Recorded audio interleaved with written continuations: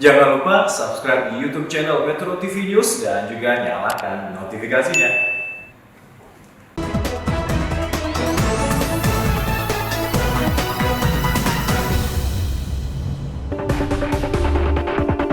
Hasil tes wawasan kebangsaan terhadap pegawai KPK hendaknya menjadi masukan untuk langkah-langkah perbaikan KPK, baik terhadap individu-individu maupun institusi KPK, dan tidak serta-merta dijadikan dasar untuk memberhentikan 75 pegawai KPK yang dinyatakan tidak lolos tes. Yang 51 orang, ini kembali lagi dari asesor, itu sudah warnanya, dia bilang sudah merah. Pimpinan KPK dan BKN telah nyata-nyata tidak mematuhi instruksi Presiden dengan tetap memberhentikan pegawai KPK.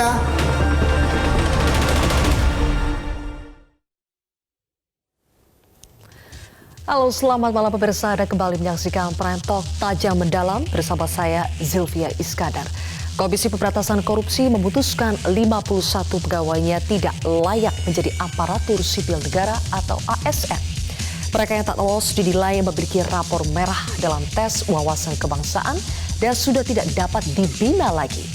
Dalam mekanisme alih status menjadi ASN, tes wawasan kebangsaan adalah hal yang mutlak dilakukan di lembaga manapun. Dan tidak lolos dalam tes tersebut adalah hal yang lumrah terjadi. Lalu mengapa masih saja muncul penolakan keras terhadap keputusan ini?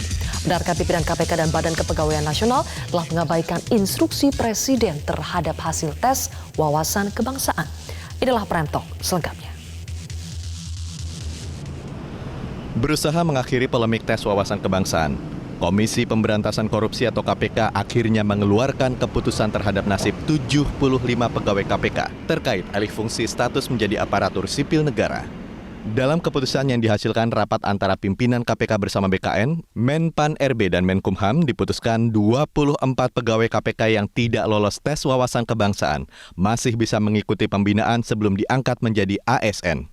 Sementara 51 pegawai lainnya dipastikan gagal menjadi ASN karena memiliki raport merah dan tidak bisa dibina lagi. Sedangkan yang 51 orang, ini kembali lagi dari asesor, itu sudah warnanya, dia bilang sudah merah, ya, dan ya tidak memungkinkan untuk dilakukan pembinaan. Karena sudah tidak bisa dilakukan pembinaan berdasarkan penilaian asesor, tentu tidak bisa bergabung lagi dengan KPK. Ke-51 pegawai tersebut tidak langsung diberhentikan, namun tetap menjadi pegawai KPK hingga tanggal 1 November 2021. Selama masa transisi tersebut, mereka bekerja seperti biasa dengan kewajiban membuat laporan langsung kepada atasan. Merespon keputusan pimpinan KPK, wadah pegawai KPK menuding pimpinan KPK dan Ketua BKN tidak mematuhi instruksi Presiden yang menyatakan tes tidak dapat dijadikan dasar untuk memberhentikan seseorang. Keputusan ini juga mengundang kecewa, terutama bagi mereka yang telah berada di KPK selama belasan tahun. Direktur Sosialisasi dan Kampanye Anti Korupsi KPK, Giri Suprabdiono, menjadi salah satu pegawai yang dinyatakan tidak lolos tes, menyebutkan seharusnya polemik ini tidak terjadi dan energi KPK sebaiknya difokuskan dalam upaya memberantas korupsi di Indonesia. Kami minta kepada Bapak Presiden sebagai kepala negara untuk bisa menengahi polemik ini. Mestinya pemberantasan korupsi tidak dihabiskan dengan hal yang tidak produktif demikian. Karena kita ingin memberantas korupsi, bukan berpolemik seperti ini. Harapannya ada kebijaksanaan dan penyelesaian bagi 75 pegawai, karena sebenarnya kami bukan orang yang tidak lulus, kami adalah orang-orang yang bertugas menjunjung sikap kita dalam memberantas korupsi, dan kami tidak pandang bulu siapapun melakukan korupsi akan kita tangani. Tes wawasan kebangsaan adalah syarat dalam alih status ASN yang diatur dalam Undang-Undang Nomor 19 Tahun 2019 tentang KPK. Tes dilakukan untuk menguji kesetiaan kepada Pancasila, Undang-Undang Dasar 1945, NKRI, dan pemerintahan yang sah. Tes wawasan kebangsaan tidak hanya dilakukan di KPK, namun juga di lembaga negara lain, terutama saat alih status pegawai menjadi aparatur sipil negara. Kepala Staf Kepresidenan Muldoko menegaskan, lolos tidaknya seseorang dalam tes adalah hal yang lumrah terjadi. Untuk menjaga ini sebenarnya sudah berlaku di semua lembaga dan termasuk juga di kalangan BUMN. Soal tidak lolos uji TWK sebenarnya tidak hanya di KPK, tetapi juga di lembaga-lembaga lain pernah terjadi seperti itu kondisinya. Bahkan di BPIP juga ada, ya, begitu tes TBK mereka ternyata tidak lolos. Kenapa itu tidak ribut? Kenapa yang di KPK begitu ributkan? Gitu. Lebih lanjut, Muldoko meyakini langkah yang diambil KPK terhadap pegawainya adalah upaya untuk menguatkan lembaga dan profesionalitas KPK. Tim Liputan, Metro TV. Benarkah keputusan untuk tetap memberhentikan 51 pegawai KPK telah mengabaikan arahan Presiden Jokowi untuk tidak serta-merta memberhentikan para pegawai KPK yang tidak lolos tes wawasan kebangsaan? Saya akan membahasnya bersama dengan Wakil Ketua Komisi Pemberantasan Korupsi, Nurul Gufron, dan juga Wakil Kepala Badan Kepegawaian Negara, Supranawa Yusuf, dan anggota Panja RUU KPK dari fraksi PDI Perjuangan, Masinton Pasaribu. Selamat malam, Pak Gufron. Selamat malam, Mbak Silvi. Pak Supranawa dan juga Bang Masinton. Ya, selamat malam, Mbak Silvi. Baik. Oke, semuanya sudah bergabung ya. Saya akan ke Pak Gufron terlebih dahulu. Pak Gufron, 51 pegawai KPK tetap diberhentikan karena memiliki rapor merah dan tidak bisa dibina lagi, sementara yang 24 lainnya akan diberikan kesempatan kedua dengan dibina.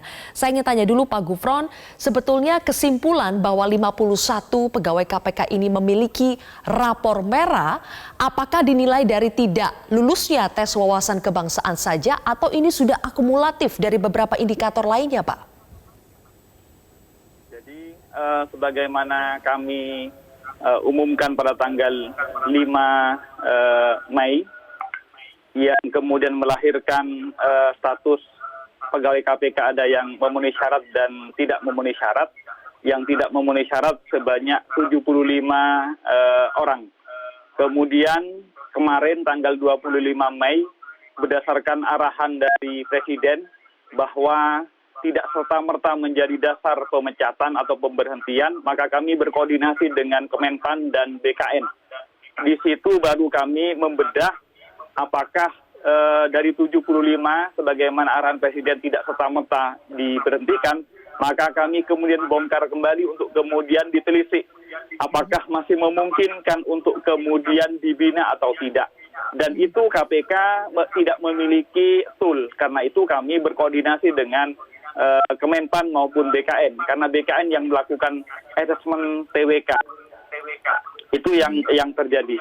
Jadi kami sebagaimana arahan Presiden dan juga komitmen dari pimpinan KPK untuk memperjuangkan segenap karyawan ataupun pegawai KPK, maka kami mempertanyakan kepada BKN maupun Kemenpan. Di situ kita buka-bukaan untuk kemudian statusnya sesungguhnya seperti apa begitu. Jadi maksud Pak Gufron adalah asesmen ini dilakukan oleh BKN untuk membedah sebetulnya apakah orang ini masih mungkin diberikan kesempatan kedua atau tidak? Bukan, jadi memang dari awal bahwa untuk alih status pegawai KPK ke ASN berdasarkan Undang-Undang 19 2019, Jungto PP 41 2020 dan Jungto Perkom 1 2021, Perkom KPK 2021, bahwa salah satu syarat untuk alih status pegawai KPK ke ASN adalah setia terhadap NKRI. Untuk memenuhi syarat tersebut, KPK tidak memiliki kompetensi, karena kemudian berkoordinasi dengan BKN. BKN yang kemudian melakukan asesmen. Ini sama dengan kementerian lembaga lainnya. Misalnya kementerian apapun, kalau kemudian asesmen itu pasti ke BKN. Begitupun KPK. Nah, hasilnya 1274 itu memenuhi syarat dan 75 tidak memenuhi syarat. Namun kemudian sebagaimana kita ketahui bersama, Presiden pada tanggal 9 Mei telah memberikan arahan untuk kemudian jangan dijadikan serta-merta untuk pemberhentian. Maka kami memperjuangkan dan membongkar kembali sesungguhnya levelnya seperti apa sih. Nah, dari 75 itu tersebut kemudian kami berdiskusi bersama BKN dan asesor, kemudian yang bisa dibina dari 75 yang tidak memenuhi syarat itu 24. Begitu. Baik. Oke, saya ingin dalami lagi ke BKN sekarang, ada Pak Supranawa Yusuf. Bapak, kalau begitu pertanyaannya masih sama Pak, jadi keputusan untuk yang mana yang masih bisa dibina dan yang mana yang sudah tidak bisa dibina lagi, itu caranya seperti apa? Asesmen apa yang dilakukan sehingga akhirnya bisa 51 orang tidak bisa dibina lagi, sementara yang 24 ini masih bisa dibina lagi? Baik, sebelumnya saya ingin menyapa Pak Gufron dan Pak Masinton dulu. Selamat malam Pak Gufron dan Pak Masinton. Selamat malam Pak Yusuf.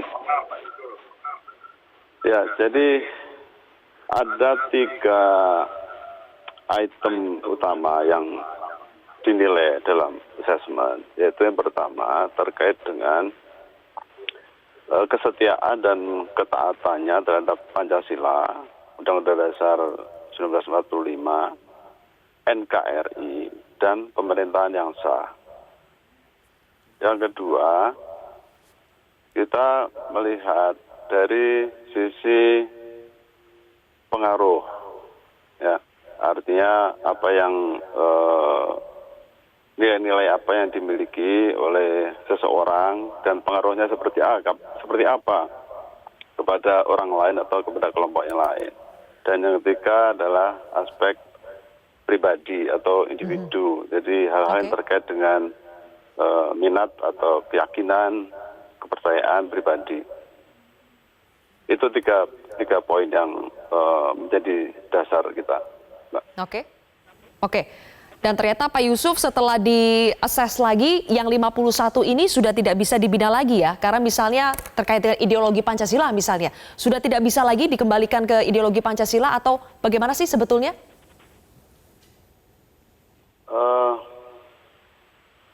Yang masuk kategori tidak memenuhi syarat atau TMS itu menurut asesor berarti yang bersangkutan tidak memenuhi kualifikasi, ya, baik yang terkait dengan PUNP atau tadi Pancasila, Undang-Undang Dasar, NKRI dan pemerintahan yang sah, maupun aspek-aspek keterpengaruhan serta aspek pribadinya. Nah, seseorang yang masuk ke dalam kelompok katakanlah kelas berat, ya, kelas berat itu dia selain berada di posisi tidak memenuhi syarat terkait dengan PUNP juga masuk ke kategori yang kedua dan yang ketiga. Yang kedua itu yang terkait dengan pengaruh dan yang ketiga terkait dengan pribadi tadi. Tapi kalau yang kelompok yang masih bisa kita bina, itu dia hanya tidak masuk di PUNP, tapi hanya keterpengaruhan dan kepribadian saja. Itu masih bisa dibina. Nah, menurut asesor yang terkait dengan PUNP itu mutlak. Tidak mungkin, karena kita bukan bicara pengetahuan, tapi bicara value, bicara nilai. Jadi tidak mungkin value itu bisa diubah dalam waktu 1 bulan, 2 bulan, 3 bulan. Ya, pasti. Berarti yang 24 ini tidak bermasalah, artinya bukan tidak bermasalah, tapi masih bisa diselamatkan dari sisi PUNP-nya ya Pak, nomor satunya ya. Iya, betul. Baik, berikutnya saya ingin tanya ke Bang Masinton soal bagaimana sebagian pihak menilai bahwa keputusan KPK, BKN dan juga Kemenpan RB dan lembaga-lembaga lainnya untuk tetap memberhentikan 51 pegawai KPK ini dinilai telah mengabaikan, ada berbagai istilah ya, ada mengabaikan, tidak mengindahkan dan sebagainya, instruksi atau arahan dari Presiden Joko Widodo untuk tidak serta-merta memberhentikan para pegawai KPK yang tidak lolos tes wawasan kebangsaan. Betulkah ini adalah bentuk pengabaian? Boleh dijawab nanti, Bang Masinton. Kita harus sudah terlebih dahulu, pemirsa. Prime Talk akan kembali sesaat lagi.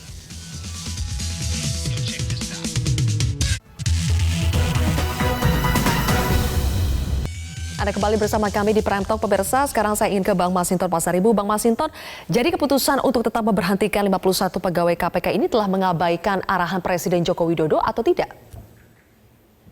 Saya berpendapat bahwa apa yang diputuskan oleh KPK bersama Kementerian PAN-RB, kemudian BKN, itu tidak menyalahi dari apa yang diarahkan oleh Presiden. Ya. Justru yang diputuskan itu adalah bagian dari tindak lanjut arahan Presiden tersebut ketika Presiden menyampaikan pada 17 Mei kalau tidak salah ya. Nah jadi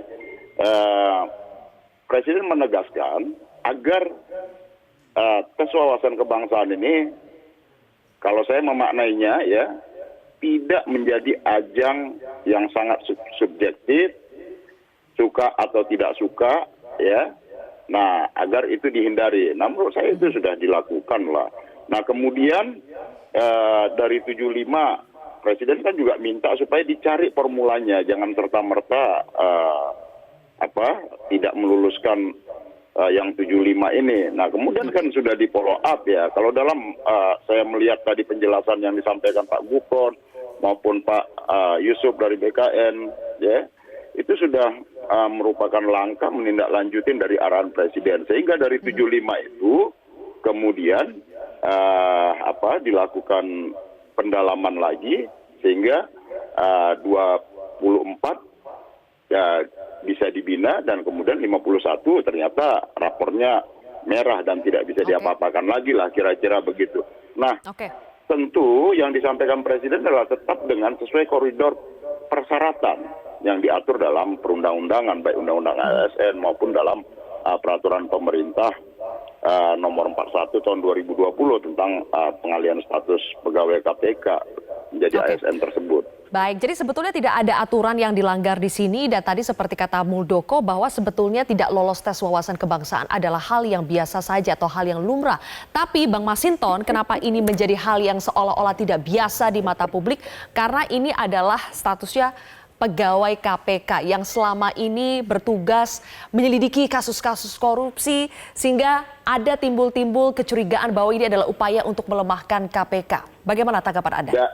Dari dulu pasti seperti itu ya. Ini udah terlalu narsis lah menurut saya persoalan ini ya, kelompok-kelompok itu aja kok selama ini yang ribut persoalan KPK. Mereka selama ini ya, selama saya periode yang lalu di Komisi 3 dan kemudian saya pimpinan hak angket, kemudian juga mengusulkan revisi terhadap undang-undang KPK, memang ada persoalan besar di sana. Dan kemudian ada pengkultusan dari tadi, pengkultusan lembaga institusi KPK itu sendiri sebelum revisi, kemudian pengkultusan terhadap satu kelompok dalam institusi KPK itu, yang disebut dengan wadah pegawai KPK, dan kemudian ya saya lihat ya, saya runut dari sebelum revisi undang-undang KPK sampai sekarang ya persoalannya ini aja, dan yang melakukan juga ya orang-orang ini aja.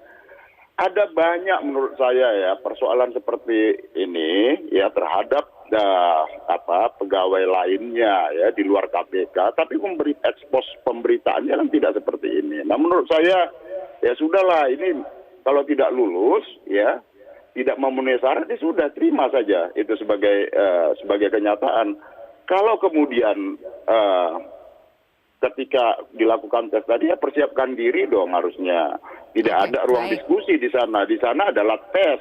Tes itu ya menguji, bukan tempat berdiskusi. Kira-kira seperti itu. Oke.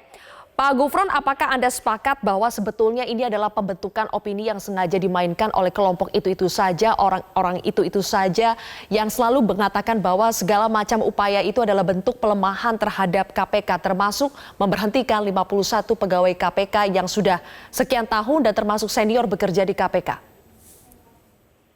KPK bekerja berdasarkan peraturan perundang-undangan, karenanya kami tidak terpengaruh pada isu positif ataupun negatifnya. Perspektif itu kami pasrahkan kepada publik untuk kemudian mencermatinya sendiri. Tetapi sekali lagi KPK bekerja berdasarkan Undang-Undang 19 2019 untuk PP 41 2020 dan kemudian pelaporan teknisnya Perkom 1 2021. Itu semua sekali lagi karena kami penegak hukum, maka kami yang pertama kali harus taat hukum. Apakah kemudian tafsirnya secara politik, ya biar kemudian pengamat politik dan Bang Masinton saja yang menanggapi. Kami akan melaksanakan hukum gitu. Baik. Kalau tadi Pak Gufron mengatakan KPK bekerja sesuai dengan hukum, sesuai dengan aturan saja, tidak mau mendengar kanan kiri, tapi nyatanya dari dalam, dari yang tidak lolos ini kan juga sudah mulai ada statement-statement yang muncul ke publik, bagaimana mereka sebetulnya tidak terima lah ya, istilah kata tidak terima dengan tidak lolosnya mereka menjadi ASN, dan bagaimana KPK nantinya mengatasi persoalan-persoalan internal ini Pak Gufron, karena kan orang-orang yang tidak lolos ini masih akan bekerja sampai tanggal 1 November 2021. Bagaimana menjaga agar situasi di dalam ini tetap kondusif, meskipun sudah ada nih 51 yang lolos yang statusnya tidak lolos ASN tapi tetap bekerja sampai 1 November 2021. Dan hak-hak pegawai apa yang akan mereka dapatkan hingga batas waktunya. Kita akan bahas di segmen terakhir nanti, tetaplah bersama kami di Prime Talk.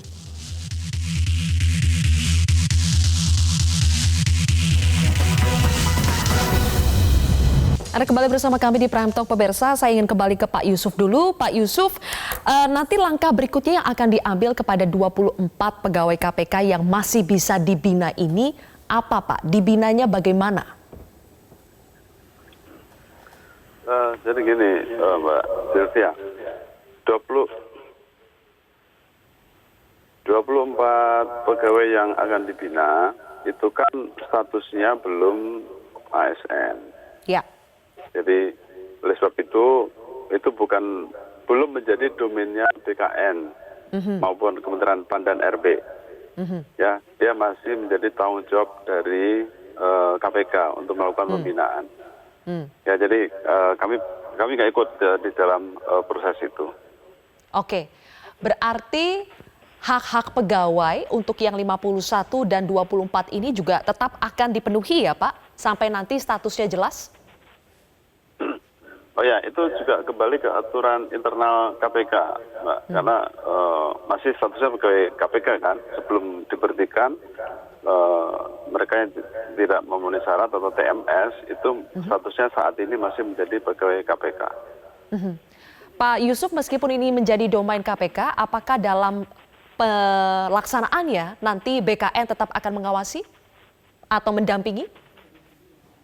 Saya kira tidak, Mbak. Jadi posisi kami BKN itu kan dalam konteks ini adalah dalam tahapan assessment, ya assessment tes kompetensi atau wawasan kebangsaan (TWK).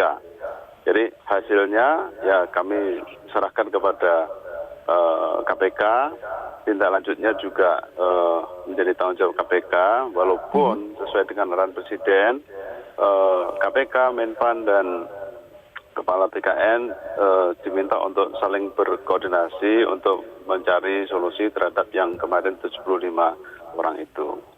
Oke, baik. Gitu. Sebelum saya lempar ke Pak Gufron untuk langkah pembinaannya, saya ingin memastikan terakhir ke Pak Yusuf. Pak, apakah indikator yang pertama soal PUNP tadi, Pancasila, kemudian juga Undang-Undang Dasar dan sebagainya, ini adalah indikator mutlak yang tidak bisa diganggu-gugat dan tidak hanya berlaku khusus untuk pegawai KPK saja, tapi semua pegawai yang ingin menjadi ASN kalau tidak lolos dalam aspek ini, ya tidak lolos, tidak ada standar yang berbeda di situ. Betul, saya kira betul. Ya, ini berlaku untuk semua yang akan menjadi ASN.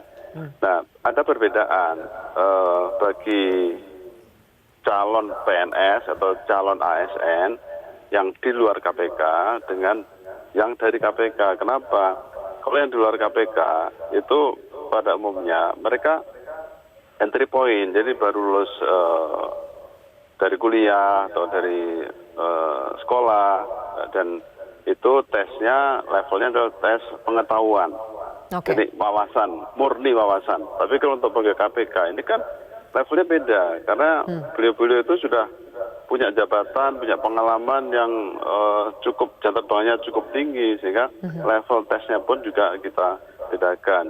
Makanya kita naikkan levelnya di level value atau keyakinan, ya, tidak hanya pengetahuan tapi value, keyakinan, dan kita melihat itu dari berbagai aspek. Jadi kita makanya kita sebut sebagai multi method ya dalam tes ini, karena selain ada tes tertulis, kemudian ada wawancara dan ada profiling. Jadi dikombinasi tiga Pak Yusuf, metode ya, dan semakin tinggi pengalaman, semakin tinggi usia kerjanya, justru tesnya semakin berat, kurang lebih seperti itu ya Pak Yusuf. Tapi saya ingin tanya,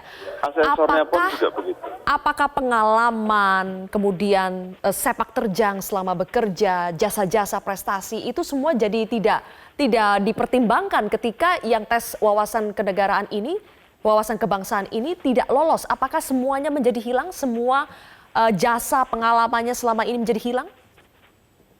Saya kira gini, jadi ada beberapa persyaratan yang harus dipenuhi untuk menjadi ASN. Nah, khusus untuk pegawai KPK ini sebelum menjadi ASN itu persyaratannya tidak hanya masalah PUNP tadi, tapi ada faktor-faktor lain, misalnya mengenai kualifikasinya, pendidikannya apa, sarjana, S2, S3, atau mungkin ada yang SMA, kompetensinya sesuai dengan jabatannya atau tidak, itu. Nah, tapi itu semua itu ranahnya KPK. Jadi itu proses itu sudah selesai di KPK. Kami hanya masuk di level untuk tes wawasan kebangsaannya saja. Baik, terima kasih Pak Yusuf. Dan berikutnya Pak Gufron, langkah pembinaan yang akan dilakukan KPK terhadap 24 pegawai yang masih diberikan kesempatan kedua ini apa saja Pak Gufron? Materinya tentu berkaitan dengan ideologi Pancasila, kesetiaan terhadap ideologi Pancasila, terhadap NKRI, terhadap Undang-Undang Dasar dan kebinekaan. Itu semua memang sebenar sebagaimana disampaikan Pak Yusuf, karena wilayahnya masih wilayah pegawai KPK, jadi manajemen pegawai KPK masih dalam wewenang kami. Oleh karena itu kami akan bekerja sama dengan lembaga yang memiliki kompetensi untuk kemudian mengembangkan kesetiaan terhadap NKRI tersebut. Kami masih dalam tataran berapa lama itu Pak Gufron dibinanya sampai nanti ada keputusan yang jelas? Kami berharap yang jelas karena proses alih status pegawai KPK itu sampai 17 Oktober 2021, kami berharap proses itu sebelum 17 Oktober itu sudah kemudian memiliki wawasan kebangsaan sebagaimana dipersyaratkan oleh Pak Yusuf lah, BKN begitu maksud saya. Kalau kemudian telah memenuhi syarat, maka kemudian yang 24 ini bisa juga dinaikkan statusnya menjadi ASN. Baik. Dan terakhir kepada Bang Masinton, menurut Anda apa yang harus dilakukan pimpinan KPK dan Dewan Pengawas KPK saat ini ketika terjadi konflik seperti ini, ada yang 51 tidak lolos, kemudian 24 masih diberikan kesempatan. Sudah ada status seperti ini tapi mereka tetap harus bekerja sampai 1 November 2021. Apa yang bisa Anda sampaikan kepada KPK? Apa yang harus dilakukan KPK untuk tetap menjaga situasi kondusif di internal KPK? Ya, jadi tugas pemberantasan korupsi ini kan bukan hanya persoalan yang pegawai yang 51 ini ya, tetapi menurut saya KPK kok concern aja, tetap fokus pada agenda pemberantasan korupsi, bagaimana membangun sistem, melakukan pencegahan, penindakan, dan penyuluhan-penyuluhan kepada masyarakat. Nah, kemudian terhadap yang dinyatakan tidak lulus, tidak memenuhi syarat, nah menurut saya tidak perlu harus heboh segala macam ke media, ke sana sini. Bisa dilakukan uji upaya hukum baik itu petun dan lain-lain. Nah, menurut saya itu jauh lebih elegan ketimbang energi kita, energi pemberantasan korupsi kita direpotkan dengan 51 orang yang tidak memenuhi syarat ini. Jadi menurut saya Pak Gufron, Pak Firly dan teman-teman di KPK, insan KPK tetap bekerja dalam konteks agenda pemberantasan korupsi. Agenda pemberantasan korupsi kita tidak bisa digantungkan terhadap orang per orang atau kelompok per kelompok. Ini agenda negara seperti itu. Oke. Baik, terima kasih atas catatan-catatan yang sudah disampaikan oleh Bang Masinton Pasaribu, Pak Nurul Gufron, dan juga Pak Supranawa Yusuf telah bergabung bersama kami di Prime Talk hari ini. Selanjutnya pemirsa, kami akan membahas 97.000 data pegawai ASN diduga fiktif mendapatkan gaji dan uang pensiun namun tidak tercatat dalam sistem. Apa penyebabnya dan bagaimana menindaklanjutinya? Informasi dan perbincangannya sesaat lagi.